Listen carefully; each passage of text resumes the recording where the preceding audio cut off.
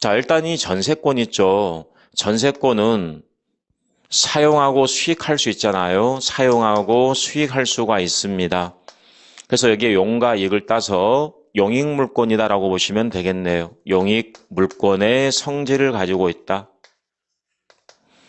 뿐만 아니라 우선변제권이라는 게 있습니다. 우선변제권. 자, 후순위 권리자 기타 채권자보다 우선해서 변제받을 수가 있는 권리, 이걸 우선변제권이다라고 하는데, 우선변제권이라는 것은요, 담보물권의 특징이다라고 이야기합니다. 그래서 첫 번째, 전세권에 대해서 먼저 성질에 대해서 제가 말씀드렸습니다. 전세권이라는 것은요, 계약기간 중에 목적물을 사용하고 수익할 수가 있어요. 계약기간이 끝났습니다. 우선변제권 문제가 나온다. 자, 이 부분을 설명을 좀 해드려 볼게요. 갑이 여기에 건물을 소유하고 있고요. 을과 만나서 전세권 설정 계약을 체결을 했습니다. 물론 당연히 이것도 법률 행위니까 계약이니까 등기가 돼야 되겠죠.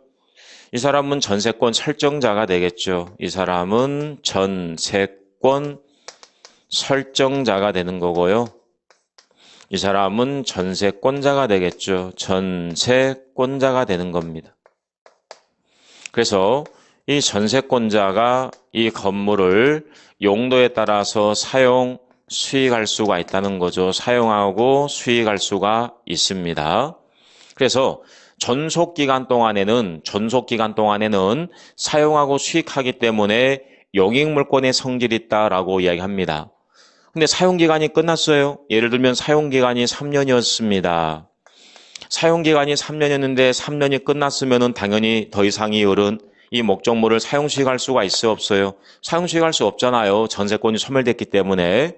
자, 이 경우에 전세권자와 전세권 설정자는 일정한 의무를 부담하게 됩니다. 무슨 말이냐면 이제 전세 계약이 끝났으니까요. 전세권 설정자는 뭘 돌려줘야 되겠습니까? 전세권 설정자는 건물 주인은 전세권자로부터 받아둔 게 있죠? 뭘 받아뒀어요? 전세금을 받아뒀잖아요. 따라서 이 전세금은 돌려줘야 되겠죠. 전세금을 돌려줘야 될 전세금 반환 의무가 있는 것이죠. 자, 그리고 이 전세권자 한번 봐보세요. 전세권자는 자기 건물이 아니라 남의 건물을 사용했잖아요. 남의 건물을 사용했으니까 이 건물을 돌려줘야 되겠죠? 그래서 목적물 반환 의무가 있네요.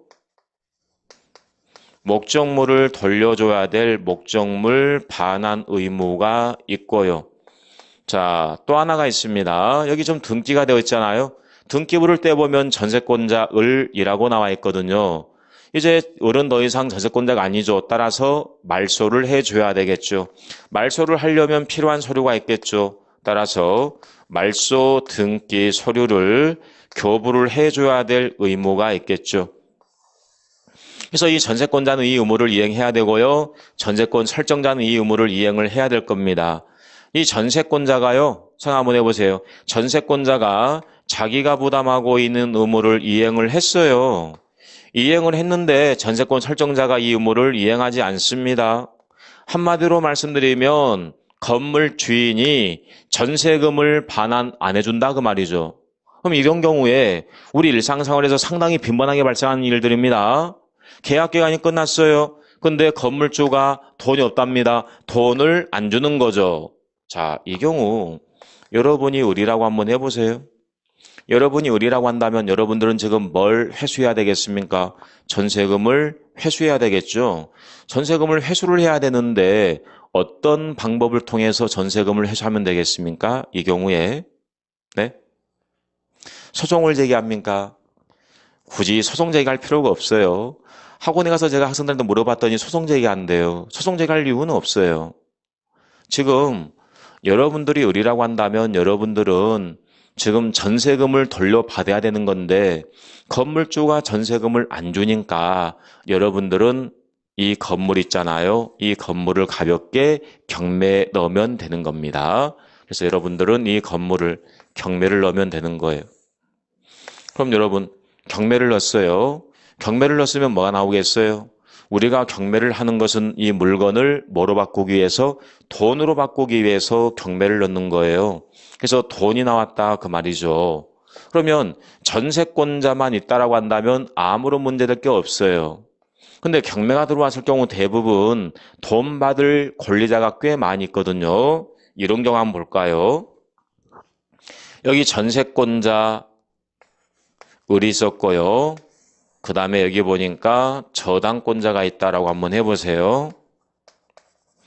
그렇다면 이 을 같은 경우는 전세금을 받을 권리가 있고요. 이 사람 같은 경우도 돈 받을 채권이 있거든요. 그렇다면 둘 다 이제 배당에 참가하겠죠. 둘 다 배당에 참가해서 누가 먼저 배당을 받을지 이게 문제가 되는데요. 자, 여기 보기 전에 제가 다른 예를 하나 또 설명해 드려 볼게요. 자, 갑이 아파트를 소유하고 있네요. 돈이 필요했어요. 여기 보니까 국민은행이 있네요. 자, 국민은행 가서 돈을 빌렸어요. 그래서 채권이 발생했습니다. 2억 원의 채권이 발생을 했고요. 은행에서 담보를 요구했죠. 당연히. 그래서 저당권이 설정이 됐고요.